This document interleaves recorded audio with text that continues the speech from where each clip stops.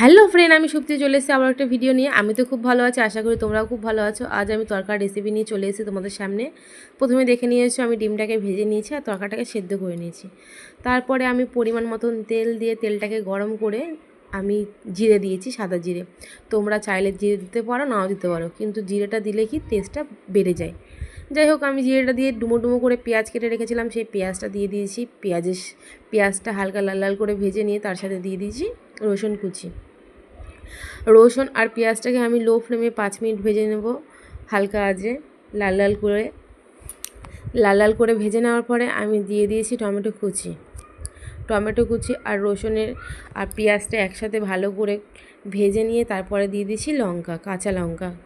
যাই হোক, পরিমাণ মতোই লঙ্কা দিয়েছি, তোমরা যে যেমন ঝাল খাও সেই পরিমাণে ঝাল দেবে। আমি খুব বেশি ঝালও দেবো না আর খুব বেশি ঝাল কমও দেবো না, মিডিয়ামই দেবো। যাই হোক, ভালো করে সব কটাকে মিশিয়ে তারপরে দেখে নিয়েছো মাঞ্চার লঙ্কার গুঁড়ো দিয়েছি। তোমরা যে যেমন, আমি আগেই বলেছি, যে যেমন ঝাল খাও সেরকম পরিমাণ মতন ঝাল দেবে। যাই হোক, এই কটা দিয়ে ভালো করে মশলাটাকে কষিয়ে নিয়ে তারপরে পরিমাণ মতন নুন দিয়েছি, পরিমাণ মতন নুনটা দিয়ে ভালো করে আবারও নেড়ে নিলাম।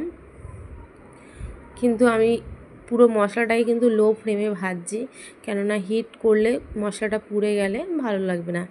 আর হ্যাঁ, তার থেকে আর একটা টিপস দিলাম, এর মধ্যে একটু আদা আর রসুন বাটা দিলে কিন্তু আরও দ্বিগুণ টেস্ট বেড়ে যায়। তোমরা আদা রসুন বাটা কে দাও কি না দাও আমি জানি না, কিন্তু একটু যদি দাও পরিমাণটা অনেকটাই ভালো লাগে খেতে। যাই হোক, পরিমাণ মতন আদা আর রসুন বাটা দিয়ে তারপরে দিয়ে দিয়েছি হলুদ গুঁড়ো। সব কটাকে ভালো করে মিশিয়ে কষাচ্ছি লো ফ্লেমে, কষাতে তো দেখতে পেয়েছো আমি সেদ্ধ করা তরকাগুলোও দিয়ে দিলাম এক এক করে। হ্যাঁ, তার মধ্যে বলে রাখি, আমার এই চ্যানেলটায় যে নতুন, যে আমার ভিডিও দেখছো, সবাইকে অনুরোধ করব সাবস্ক্রাইব করে দিও। আমার চ্যানেলে যারা নতুন সদস্য তাদেরকে সাবস্ক্রাইব করে দিও। আর আমার যদি রান্নার ভিডিও তোমাদের ভালো লাগে অবশ্যই এটা লাইক কমেন্ট করে দেবে।